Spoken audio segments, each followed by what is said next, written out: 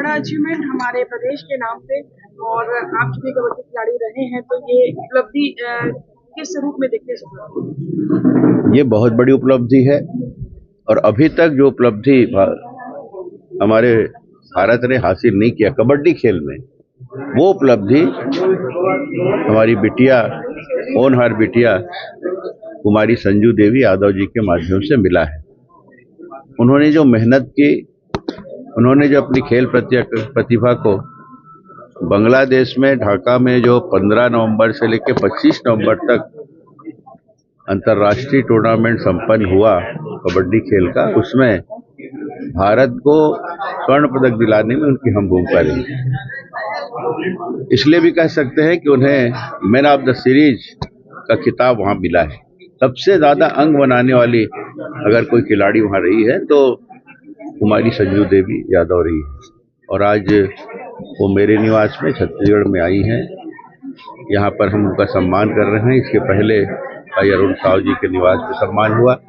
अभी 7 बजे माननीय मुख्यमंत्री विष्णुदेव साय जी अपने निवास में उनको सम्मान के लिए बुलाए हैं, तो उनके उज्जवल भविष्य की कामना करते हैं। और बेटियां किसी से कम नहीं है, इस बात का प्रमाण उन्होंने दे दिया है।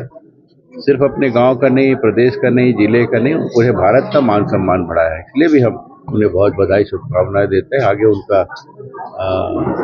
उनको अच्छी नौकरी मिले, ताकि वो निश्चिंत होकर अपने परिवार का पालन पोषण करे और खेल के प्रति समर्पित भाव से इस देश का मान सम्मान ऐसे ही बढ़ाते रहे। कबड्डी का जो खेल होता है वो काफी समाज में गरीब बच्चे खेलते हैं, कमजोर वर्ग के बच्चे खेलते हैं, और ऐसे खेलों को बढ़ावा दें जिनको कबड्डी पंजाब हरियाणा में चलती, जो खिलाड़ी है उनकी बोली लगती है, उनको अच्छे पेमेंट मिलते हैं खेलने के। क्या इस तरह के प्रयास छत्तीसगढ़ में शुरू करने की? नहीं, हमें खुशी होती है जिस खेल को मैंने खुद खेला, जिस खेल का खिलाड़ी रहा। मैं भी राष्ट्रीय स्तर पर मध्य प्रदेश की टीम के लिए खेला हूँ, और भाई शशिकांत बघेल जी जो आज इस संघ के अध्यक्ष हैं छत्तीसगढ़ के, वो भी खेले हैं साथ साथ हम लोग, और उसके लिए स्वर्ण पदक, रजत पदक दोनों हमने प्राप्त किया है। और खुशी इसलिए होती है कि जिस खेल को हमने खेला, उस खेल की खिलाड़ी बिटिया आज भारत का नाम रोशन की है। वाकई में ये खेल गरीबों का खेल है, और कई खेल ऐसे हैं, चाहे वेट लिफ्टिंग हो, चाहे साइकिलिंग हो, चाहे साइकिल पोलो हो, और अनेक ऐसे भी खेल हैं, और खो खो हो। इसको कोई बहुत बड़े पैसे वाले नहीं खेलते, गांव में, कस्बों में रहने वाले और गरीब वर्ग के मेहनत कश लोग ही खेलते हैं। इसलिए ज़्यादा महत्वपूर्ण है खेल। बाकी खेल तो पैसे वालों का खेल है, जिसमें पैसा लगता है और वो खेल जाते हैं, लेकिन ये मिट्टी का खेल है। लाइन खींचे हम लोग और खेलना शुरू कर दिए।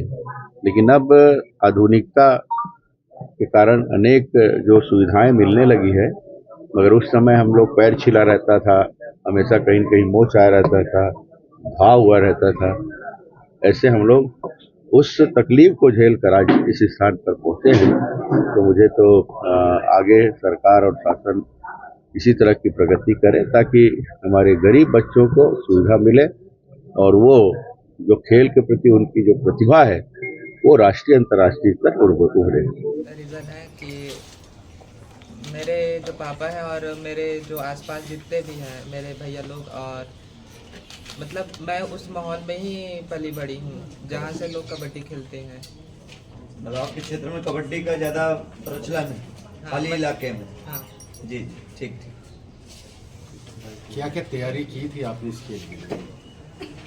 इसके लिए सबसे पहले तो आप बेस्ट रेडर हैं, तो आपने क्या क्या किया? भैया भी बस बेस्ट रेडर रहे हैं अपने समय में, आपने क्या किया? भैया से कुछ मार्गदर्शन मिला या नहीं? उसका तो मेरे कोच ने मेरे ऊपर पूरा ध्यान दिया। मेरे जो स्पेशल ध्यान दिया जाता है। सबसे पहले तो जिन्होंने मुझे सिखाया मेरे कोच प्रताप सिंह, और उसके बाद मुझे एकेडमी में मैं धीरज हॉर्सर के अंदर अभी प्रैक्टिस कर रही हूँ, उनके अंदर में ट्रेनिंग दे रही हूँ। तो दोनों ने मुझे बहुत सपोर्ट किया और मेरे स्किल पर बहुत काम किया है दोनों ने, तो उसके लिए मैं उनको थैंक्स बोलूँ। ठीक।